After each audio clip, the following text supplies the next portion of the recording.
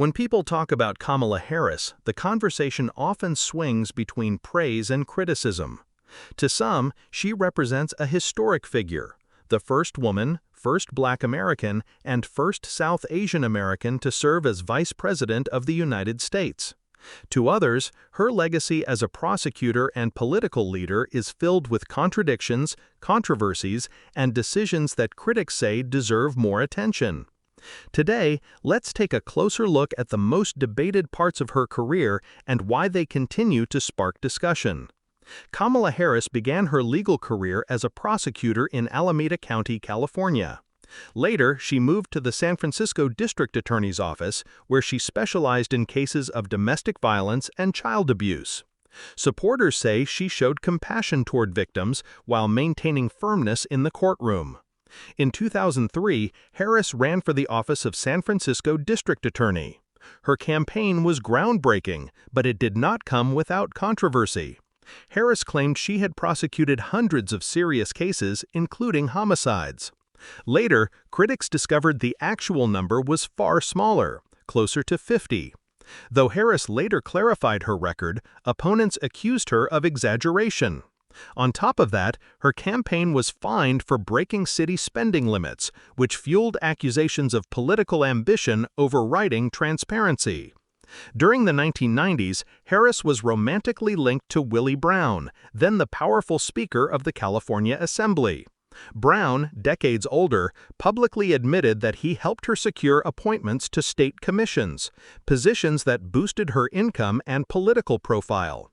Harris later dismissed this chapter as part of her past, but critics have often brought it up as evidence of political favoritism, while supporters argue that many political careers start with mentorship and connections.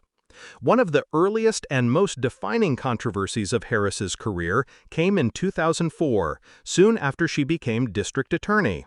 A San Francisco police officer was murdered, and Harris refused to seek the death penalty against the accused killer. Her decision aligned with her campaign promise never to pursue capital punishment. However, it angered police unions and many in law enforcement. For years, the San Francisco Police Officers Association refused to support her in any political race. For some, her stance demonstrated courage and moral consistency. For others, it showed an unwillingness to deliver what they considered justice in the most serious cases. Harris also faced sharp criticism for how her office handled misconduct in the city's crime lab. A technician was accused of tampering with drug evidence, and Harris's office failed to promptly disclose the problem to defense attorneys. As a result, over 1,000 drug convictions were overturned. Critics said Harris's office put convictions ahead of fairness, while her defenders argued that she was not directly responsible and later worked to address the fallout. In 2011, Harris became Attorney General of California. She gained national attention for negotiating a major settlement with big banks after the housing market crash, securing billions of dollars in relief for homeowners. This earned her a reputation as a consumer advocate who could take on powerful corporations. But her time as Attorney General also included difficult choices. Critics point out that her office resisted calls to release more prisoners during California's overcrowding crisis. In one court filing, her lawyers even argued that releasing prisoners could reduce the cheap labor force used in state prisons, an argument Harris later distanced herself from. She also opposed certain criminal justice reforms like Proposition 47, which reduced penalties for nonviolent drug offenses. Activists said her resistance slowed progress, while Harris maintained she was focused on protecting public safety.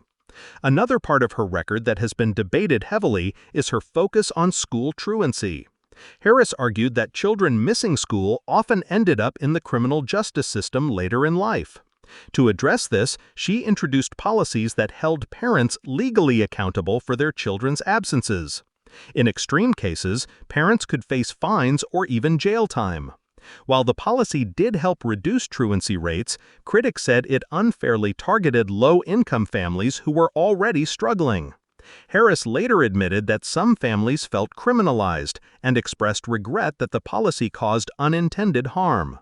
Yet, the controversies remain. From questions about her early political connections, to decisions as a prosecutor, to the perception that she sometimes shifted positions depending on the political moment, Harris's record is far from simple.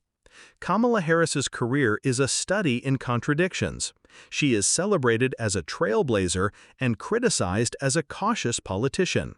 She is praised for standing firm on principles like opposing the death penalty and accused of blocking reforms that could have made the justice system more equitable.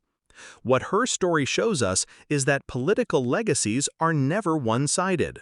They are complicated, layered, and often defined as much by criticism as by praise. Whether one views Harris as a champion of justice or a symbol of political compromise, there is no doubt that her legacy will continue to spark debate for years to come.